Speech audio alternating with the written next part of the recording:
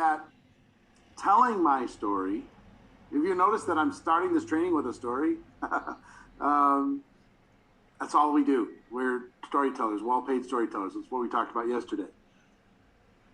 The learning to tell my story was the first thing that gave me confidence to go out there and start making connections with prospects.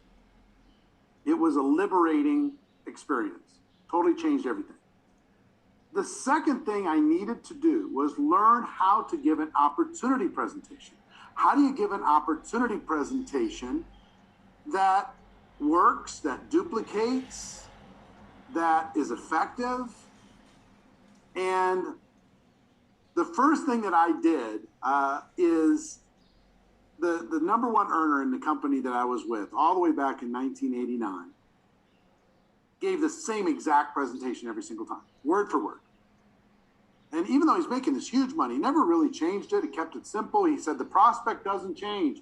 The prospect stays the same. Just, if the presentation's effective, then just go ahead and give that presentation. So here's what I did.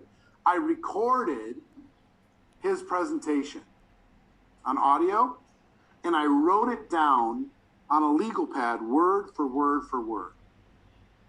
And I recorded my own voice doing the presentation on audio.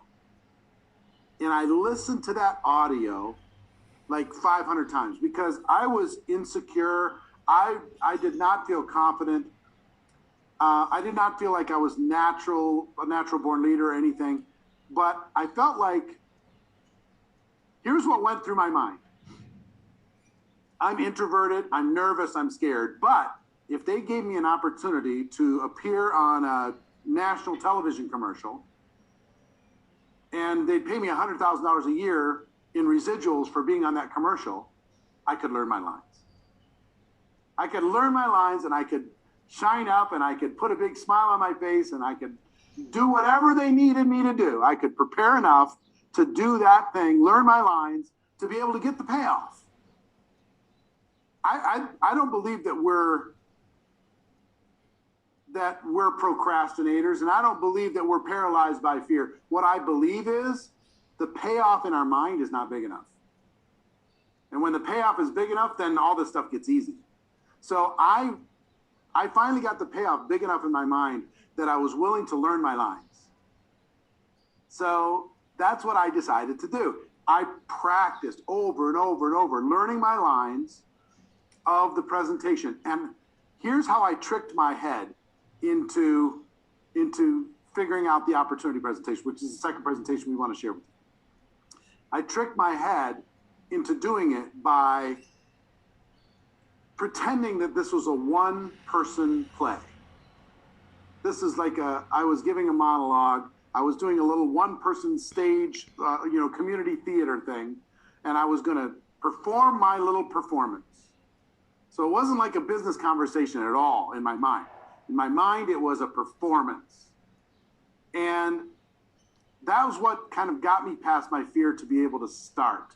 And what I want to give you today, it would take us more time to customize a presentation for you, exactly. But I'm going to give you an outline that has worked for me for the last 30 years. It's worked around the world. It works with every culture. It will work with every company. It'll work in every environment. This opportunity presentation is what I call a perfect presentation.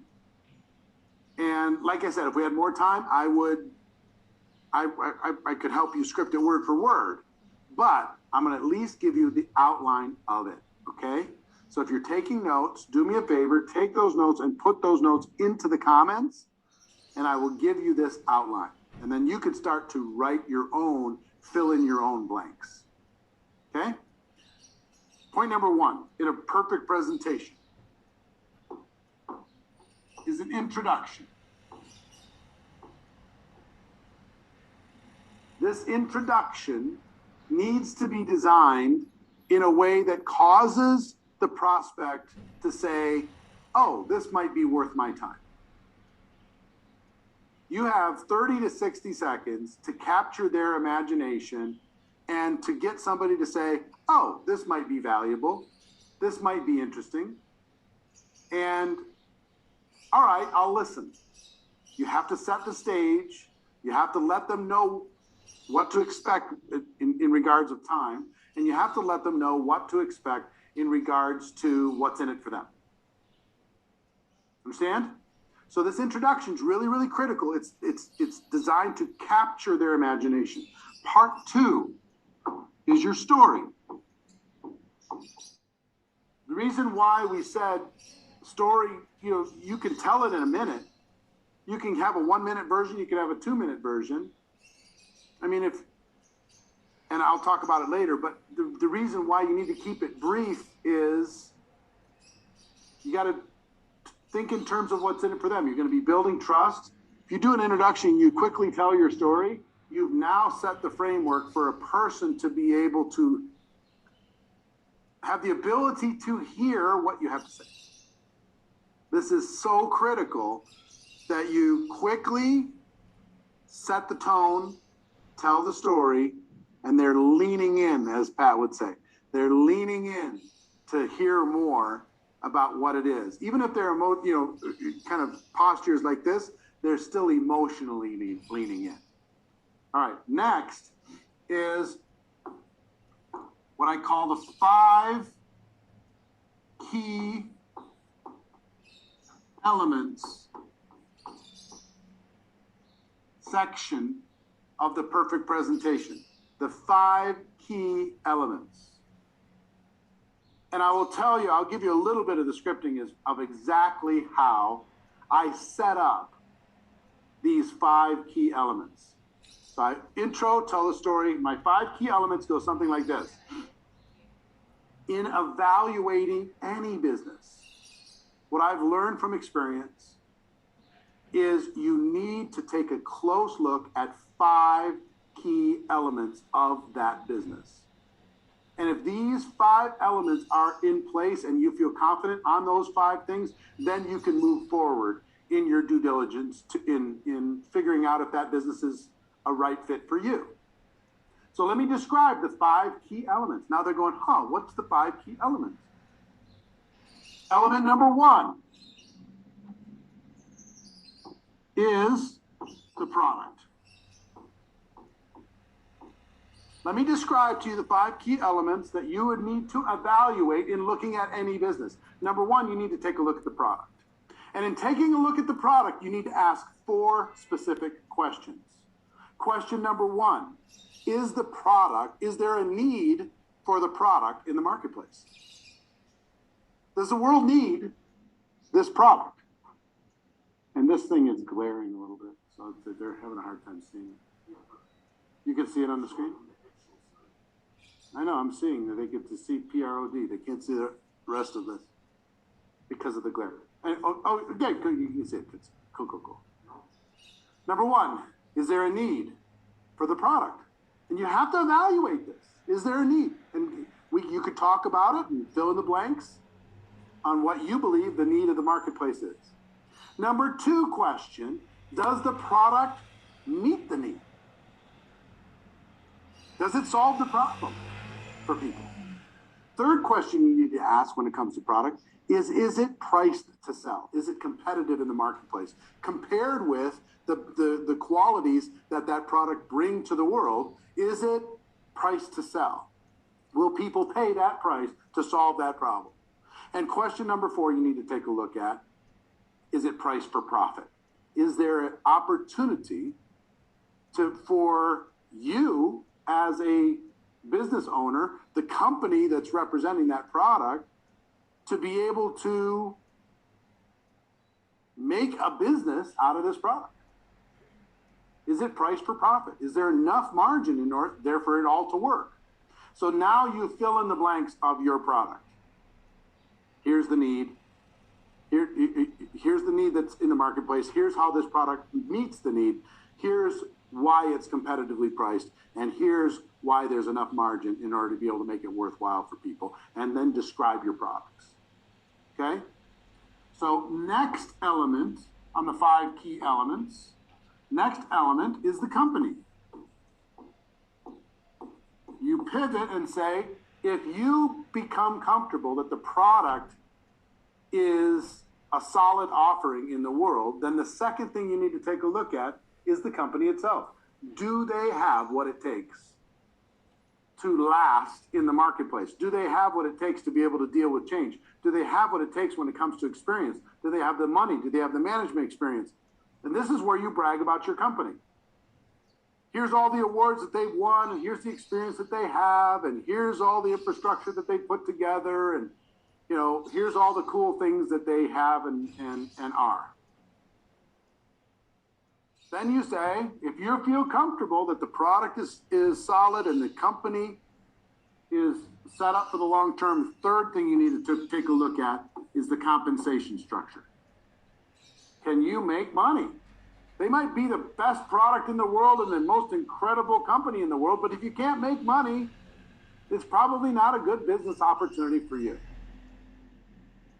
But in looking at a compensation structure, and I would usually summarize the compensation when I was giving a presentation because most people aren't going to understand the compensation. I would say if you're taking a look at a compensation structure as an entrepreneur, you need to take a look at 3 different situations when it comes to compensation. Number 1, can people make money quickly? Can they get involved and make money quickly? Because speed is so important for the small entrepreneur, the work-at-home person. If you can have ability for a person to be able to make money quickly, then you have a chance of being able to build a longer-term team with them. But they got to be able to make money fast. The second thing you need to take a look at in compensation, if a person puts in a reasonable part-time effort, can they build a reasonable part-time income? Is there an opportunity for somebody to work with a reasonable part-time income and make a reasonable part-time, effort and make a reasonable part-time income? And then the third thing you need to take a look at, especially if you're like me, it's great for people to make money fast. It's great for people to make money part-time. But is there an opportunity, if somebody really goes after this, to be able to make big money? Not a claim and not a promise, but is it real? Has it happened? Is it possible for somebody who really goes all out? So what you want to look at in looking at any compensation structure, does it answer those 3 questions? Can people make money quickly? Can people make a reasonable part-time income with a reasonable part-time effort? And is there a big opportunity for entrepreneurs? Now, if you get your questions answered and you feel that now you're going to brag about your compensation structure, brag about your product, brag about the company, brag about the compensation structure, then you're going to say, now, if you feel comfortable that the product meets your criteria, your entrepreneurial criteria, if you feel comfortable that the company has what it takes to go long term, and you feel comfortable that the compensation structure is at least interesting enough to learn more, the fourth thing you need to take a look at is support. In typical entrepreneurial ventures, you are all the support. You have to do everything. You have to be everything to everyone. But the one thing that's cool about my company is they provide back office support and warehouse support and research and development support, customer service support, technology support. They provide training, they provide tools, they provide websites, they provide this and this and this and this and this and this and this. So the old cliche, you're in business for yourself, but not by yourself. The company will support you with a bunch of things that you don't have to pay for. You can leverage your time. So not only is there a great product, incredible company, unbelievable compensation, but there's support available so you don't have to do it all and be everything for everybody. Now you can really leverage your time. Is this making sense to you, this presentation? I will tell you, this thing is thermonuclear. It is unbelievable. It's the best that's ever been created. It's awesome. You get them to agree that the support is unprecedented, amazing, spectacular, unbelievable. And then the last thing is timing. In real estate, they say A lot of times it's location, location, location. In business, many times it's timing, timing, timing. And what kind of timing story can you tell? And you can tell a timing story no matter what the timing situation is from your company. You can make a case. If you're a legacy company, you've been around for forever, you can say the timing is we have the stability of long-term service to the world, and yet we still have only captured a small portion of the market share. The big growth is yet to come. Or you could tell a time story, we're brand new, and because of that, you have that opportunity to totally capitalize, right? Or you're in the middle, you could say, hey, the risk has been sucked out because we're not just a startup, but we still have upside. It's the perfect scenario. So tell the timing situation as you see it with your opportunity. So then summarize.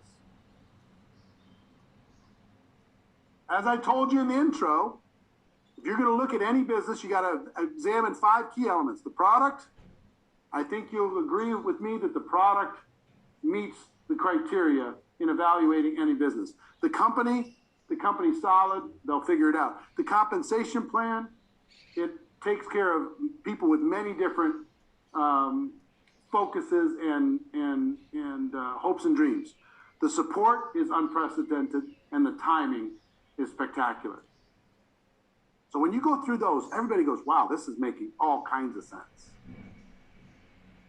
Then you summarize.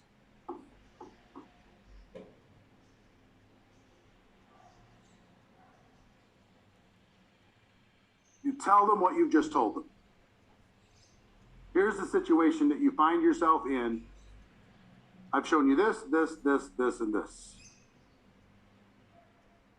Then you go into a simple call to action. Now that call to action might be to join. That call to action might be to learn more. That call to action might be to get some questions answered. That call to action might be to try the product.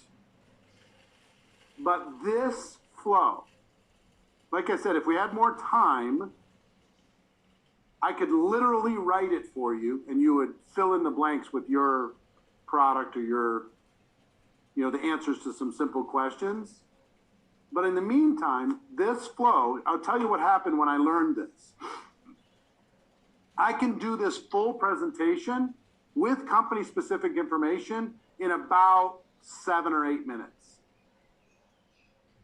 That's what I learned to be able to do. I could do it in 7 or 8 minutes, this full presentation in about 7 or 8 minutes.